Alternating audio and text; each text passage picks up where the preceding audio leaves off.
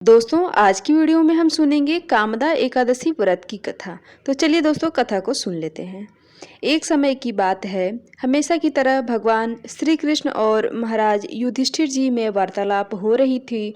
महाराज युधिष्ठिर जी बोले कि हे केशव, आपने मेरे कहने पे प्रत्येक एकादशी की कथा और महत्व को बताया है, तो इस बार भी आप कृपया करके चैत्र महीने में आने वाली एकादशी के कथा और महत्व के बारे में ज़रूर बताएं।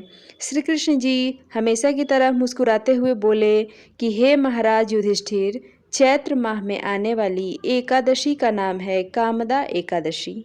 इस एकादशी का व्रत करने से समस्त पाप नष्ट हो जाते हैं। इस प्रकार कृष्ण जी ने कामदा एकादशी कथा को सुनाना प्रारंभ किया। अनेक वर्षों पूर्व रत्नपुर नामक गंधर्वों एवं किन्नरों के राज्य में वहाँ के राजा पुंडरीक निवास करते थे। इस राज्य में सुख, समृद्धि और प्रसन्नता का वास था। इसी राज्य में एक अप्सरा ललिता अपने पति गंधर्व ललित के साथ रहती थी। वे दोनों हमेशा एक दूसरे के प्रेम में लीन रहते थे। एक दिन ललित राजा पुंडरीक के सभा में नृत्य और गायन प्रस्तुत कर रहे थे। यहाँ उनके साथ उनकी पत्नी ललिता नहीं थी। वह नाचते और गाते समय उसे ललिता की याद भी आ रही थी। इस कारण नाचते समय उनकी पैरों की गति धीमी हो गई और जबान भी लड़खड़ाने लगी। वहीं सभा में उपस्थित नागराजों में श्रेष्ठ करकोटक नाम के एक नाग को ललित के मन का हाल ज्ञात हो गया। उसे राजा पुंडरीक को ललित के मन की सारी बातें बता दी। ये बातें जानकर राजा पुंडरीक को बहुत गुस्सा आया और उन्होंने उसे श्राप दिया कि वे नरभक्षी राक्षस बन जाएगा। श्राप देते ही ललित एक विशालकाय राक्षस बन गया। उसका भयंकर मुंह, आंखें देखकर सभी डर गए। इस तरह वो अपने श्राप को भुगतने लगा। जब ये सारी बातें ललिता को पता चली, वो बहुत दुखी हुई। वो अपने पति के इस रूप को देखकर सोचने लगी कि मैं क्या करूं, कहाँ जाऊं, मेरा पति बहुत कष्ट में है।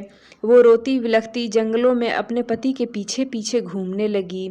जंगल में ही उसे एक आश्रम दिखाई दिया जहाँ एक मुनि रहते थे। ललिता शीघ्र ही उनके पास गई, उन्हें प्रणाम किया तो मुनि बोले कि हे बेटी, तुम कौन हो?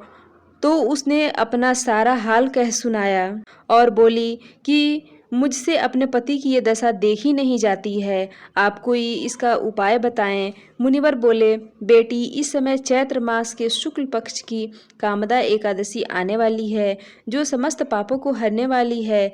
तुम कामदा एकादशी का व्रत विधि पूर्वक करके उसे अपने पति को सारे पुण्य प्रदान करो। इस पुण्य प्रभाव से सारे पाप नष्ट हो जाएंगे। समय आने पर ललिता ने कामदा एकादशी का व्रत विधि पूर्वक किया और अगले दिन मुनि के समक्ष ही बोली, मैंने जो ये कामदा एकादशी का व्रत किया है, उसका सारा पुण्य फल मैं अपने पति को प्रदान करती हूँ। इस पुण्य फल से मेरे पति को राक्षस योनि से मुक्ति मिल जाए।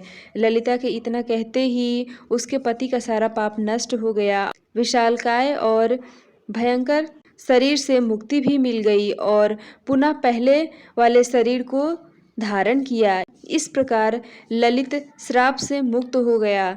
दोनों पति पत्नी धरती लोक पर सुख भोग कर स्वर्ग को प्राप्त किए। तो भगवान श्री कृष्ण बोले कि हे महाराज युधिष्ठिर, यही है कामदा एकादशी व्रत की कथा। इस कथा को पढ़ने और सुनने वालों को भी पुण्य फलों की प्राप्ति होती है। तो ये कथा आपको कैसी लगी कमेंट में ज़रूर बताएं। और दोस्तों, मिलती हूँ इसी तरह से एक और नए वीडियो के साथ। तब तक के लिए विष्णु भगवान की जय।